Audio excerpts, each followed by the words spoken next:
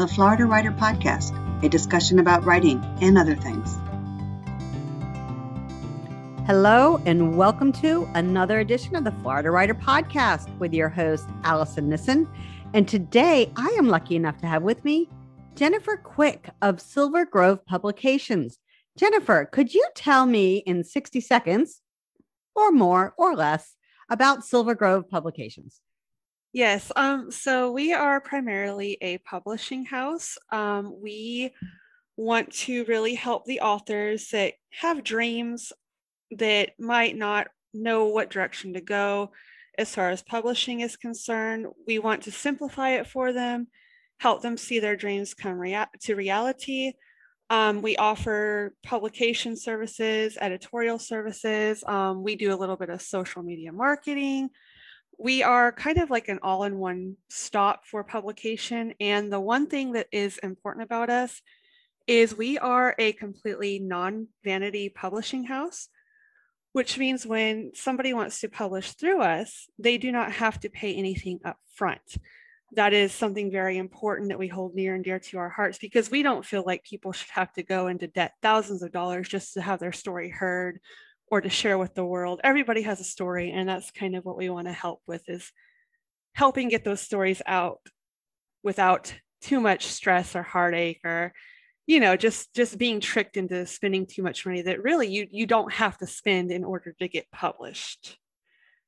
Oh, that tricky stuff. Yes, I've Definitely seen it in action. You keep getting an email. If you just spend another $1,500 with us, we'll put you in the New York Times book section. Yeah, no, that's not what we do at all. We want to help our authors step by step. We're a big family.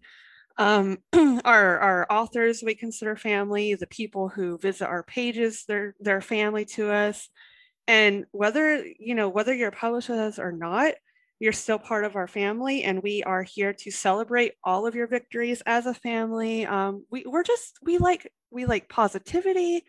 We like the people that like positivity as well. Well, that's great. I love authors who love to celebrate authors and publishers who love to celebrate authors. And, when you can take the hardcore business out of it, it makes writing so much more rewarding. Right. And we also outsource, like I had kind of said.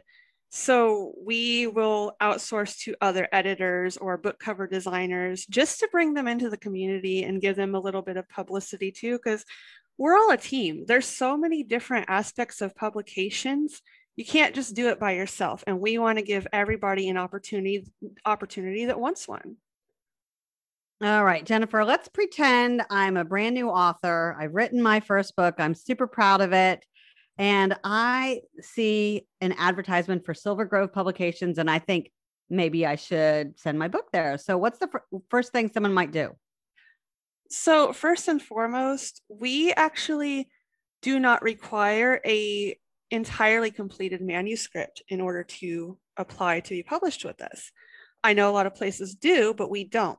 We want at least something done, a generalized idea, something that you can expand on and talk to us about, and the ability to at least send us some kind of writing excerpt from whatever you're publishing. Once you have that, you'd want to go to our website, or you might find us through Facebook, because that's where we are active, as well as Instagram.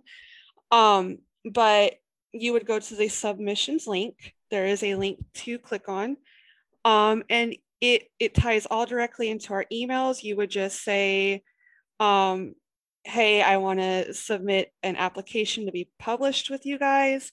And then on our website, it actually tells you what we're looking for. Sometimes we might not be open for certain genres. Right now we have a lot of poetry authors, and we're trying to add more genres to that. But you would just send the form to submissions@silvergrovepublications.com. The form is right there to be filled out. It's brainless. You just fill out the questions. It's a very short survey. And then from there, we will get back to you on if we are interested in your story or not. We will ask for the excerpt of writing from your publication.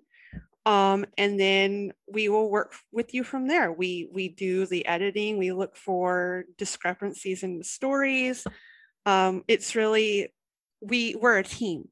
We're not just there to make the author do it all by themselves. We really want to help them figure it out and find their way, so that maybe next time when they're ready, they'll be able to know where to go and ease the process a little bit.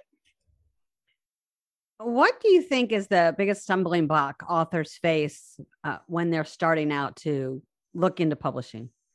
Honestly, I think it would just boil down to fear. You hear all these stories about, oh, I got declined, I got declined, I got declined.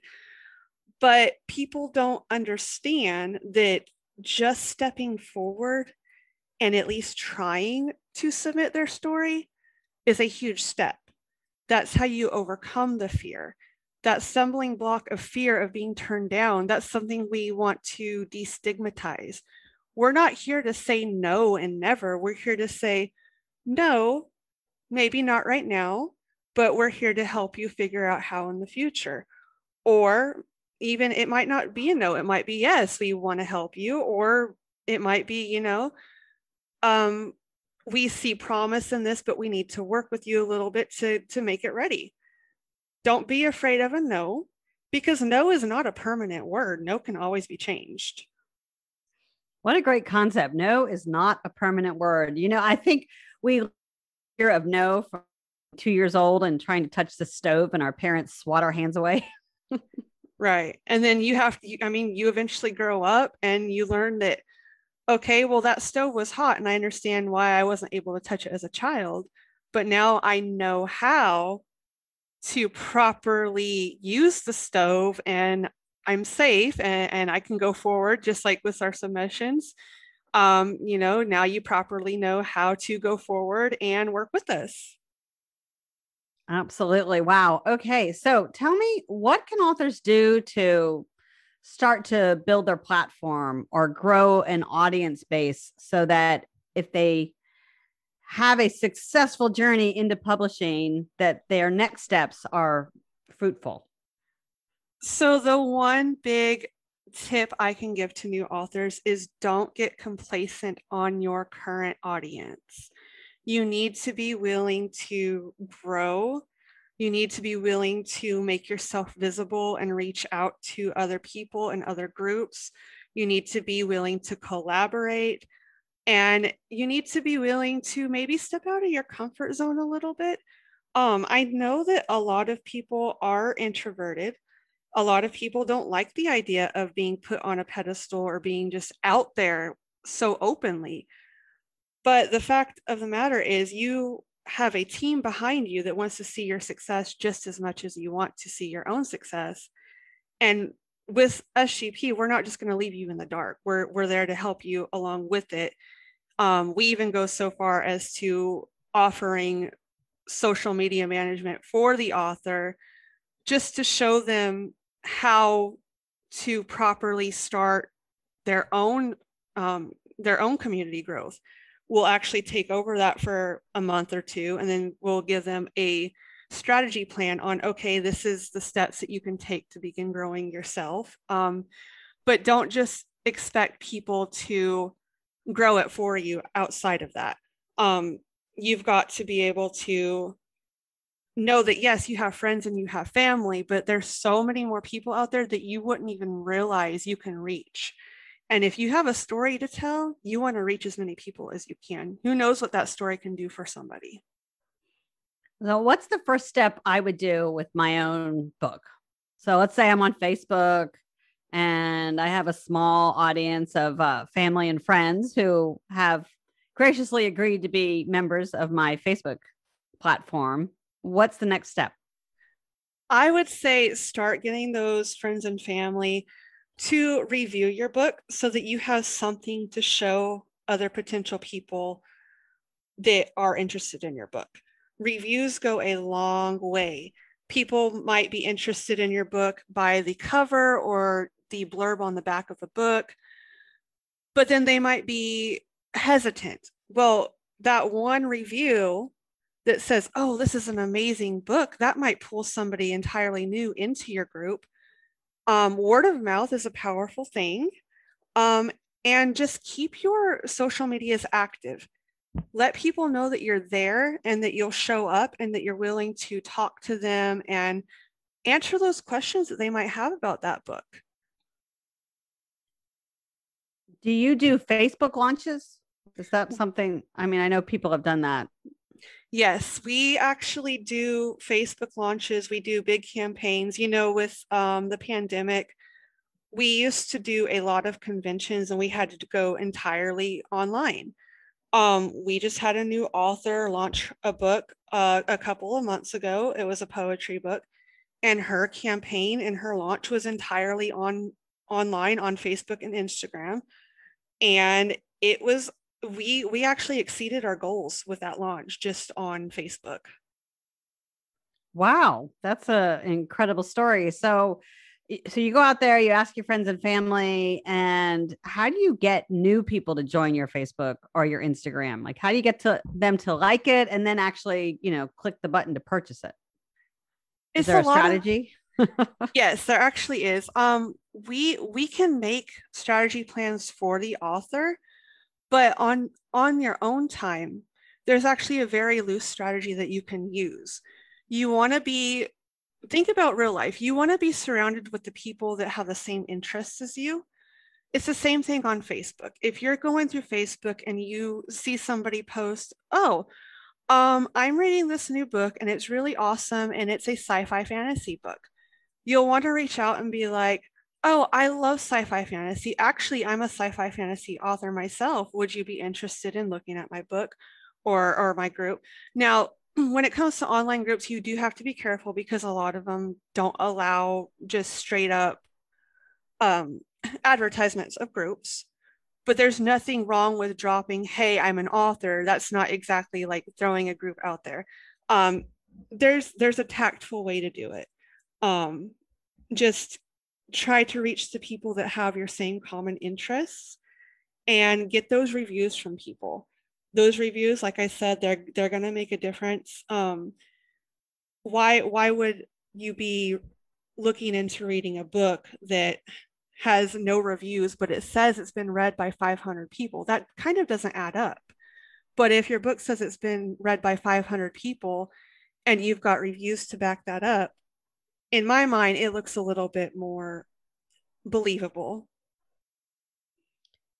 I like this conversation. So can we talk a little bit about Amazon? So you guys publish, and I assume that you help someone set up their own little web page and they can put their reviews there. But a lot of people put their reviews on Amazon, and Amazon doesn't necessarily like friends and family reviewing books. Right. So what's the strategy for that? Or do we not worry about it when there's only a handful of them? Oh, you definitely want Amazon reviews. Amazon is a huge platform and we do publish on Amazon. However, we do not like the whole, like, I will give you a free copy of this book if you give me a review on Amazon. That's actually against the terms of service, and we do not encourage that whatsoever. We do, however, encourage the Amazon sales. We do, however, encourage the reviews in general. Whether you have a good review or a bad review, we want that review. From a business side, even if you get a bad review, it's not the end of the world. What matters is how you react to that bad review. You want to take into consideration what somebody is saying. Don't make them feel like their opinions are not valid, because that is never okay to do. But still engage with them and say, I appreciate the time you took to write a review, because whether it's good or bad, they did take the time to write that review. And you can tell them, I will think about what you have told me and try to change some things in the future. I'm hoping that in the future you will like what we put out, with the fact that we've, taken your feedback into consideration. Now, if you just get a rude troll on there, you'll be able to tell. Like that's entirely different. But a true review, handle it tactfully, let people have their opinions, Don't get crushed over a bad review. They're gonna happen. I think a bad review means you've made it. I think so too. I think so It's too. I not mean, just it's not just friends and family. It's not your mom yeah, saying, "Oh, this is such a good job. Thank you for sharing with the world." yeah. And you got somebody to read your book, and it means that they were interested for some other reason, the blurb or the book cover, and that in itself is an incredible thing. So, can you comment on an Amazon review? It's just not something I've ever done, so I'm curious. When you say comment, like as the publishing house, can you reply to it or? Well, as the author. You can comment such as we thank you for your review. It's like buying anything else off of Amazon. Okay, cool. That's good. And okay, blurbs. You've talked about that a couple of times. I Yes. know so many authors that have such a hard time writing blurbs because they're used to long form. They're used to writing the novel and developing the plot from beginning to end. How do you have tips on writing a blurb? I'm a very wordy person too. Blurbs are admittedly hard because you want to say so much, but you only have such a small amount of space to do so. My advice with blurbs would be don't do it alone. Work with somebody that is interested in your story, and ask them, does this intrigue you further or does it turn you away? Work with them to figure out what would interest you, what would excite you about the story, and then go from there. Doing it alone just leaves your mind to wander and double think, like, oh, I should have added this. Do I need to add that? Should I really add this? Make sure you cover the main topic, give a little bit of a teaser without going into too much information, and don't reveal the twist. I've actually read blurbs to where they tell you the twist at the end, and I'm like, well, what's the point of reading the book? That's a good point.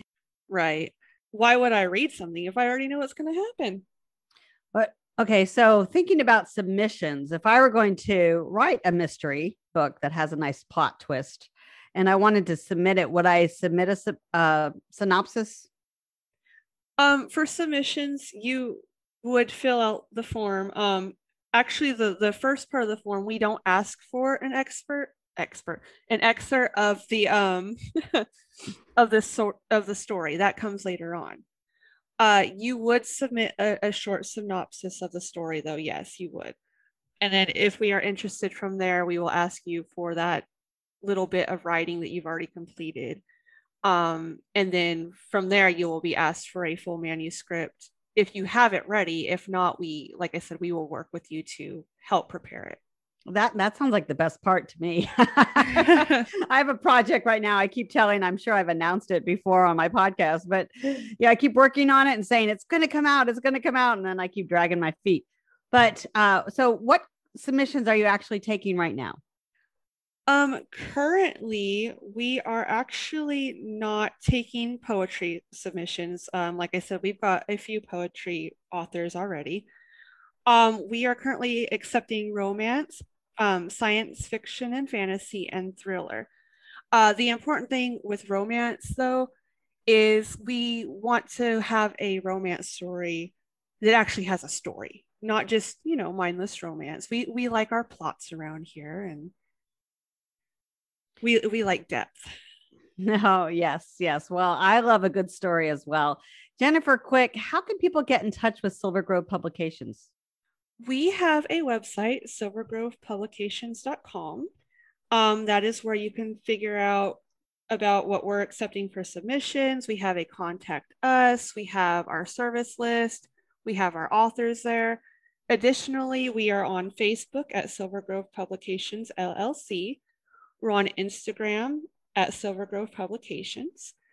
And that's essentially the three main ways. We are going to be adding a few more social media networks in the future, but right now we're focused mainly on Facebook, Instagram, and then our website. Jennifer, are you ready to switch to our rapid fire questions? I am ready. What is the craziest Wi-Fi name you've ever seen or thought of? Right now, our Wi-Fi name is Abraham Linksys. I think that one's kind of funny. So I will just go ahead and say that one. I like it. I like it. Maybe I'll steal it. We have like our football team or something like that. But all right. What is the most ridiculous fact you know? Oh goodness. Oh, that's interesting. I would guess I have a plethora of wolf facts that I know. Yeah, I love wolves. They're my favorite animal. So I guess I would say that the most ridiculous fact that I know when it comes to wolves is the fact that they they can actually be a little bit silly in the fact that if you're trying to pick on the alphas, they'll literally push you down and make you roll around the grass if you're another wolf. They like to show their dominance, and oftentimes you got a wolf rolling down the cliff because someone got mad at you. That is a very ridiculous fact to know, but hey, and if you're ever in Florida, you should visit the Shy Wolf Sanctuary, which is really a fantastic, interesting place to go visit. I need to look into that. That would be awesome. Yes. And what is something that everyone looks silly doing? Everybody looks silly worrying about judgment. Oh, that's so perfect. I love it. What a great way to end our conversation. Jennifer Quick, thank you so much for stopping by. Thank you so much for having me. I really enjoyed it, and I hope that you have a wonderful day, week, what have you. And if anybody is interested in looking at us further, you know where to find us. Thank you, everyone, for listening to another edition of the Florida Writer Podcast with your host, Alison Nissen. Alison out. Boom. We're all done. Jennifer Quick is the social media and marketing manager for Silver Grove Publications. Silver Grove Publications was started to combat the unfairness in traditional publishing houses and the stigma around independent publishing methods. They wanted to find a comfortable middle ground between both worlds. Higher royalty rates for authors with no upfront costs. Silver Grove Publications' dream is to share phenomenal, well-written stories with the world and build authors up with the recognition they deserve. Visit them on the web at silvergrovepublications.com. Learn, network, and grow at the 20th Annual Florida Writers Conference, October 14th through 17th, 2021. The Florida Writer Youth Conference, October 16th, 2021. Make your mark, experience this energy, and supercharge your writing career at the 20th Annual Florida Writers Conference. For more information, visit floridawriters.org. Until next time.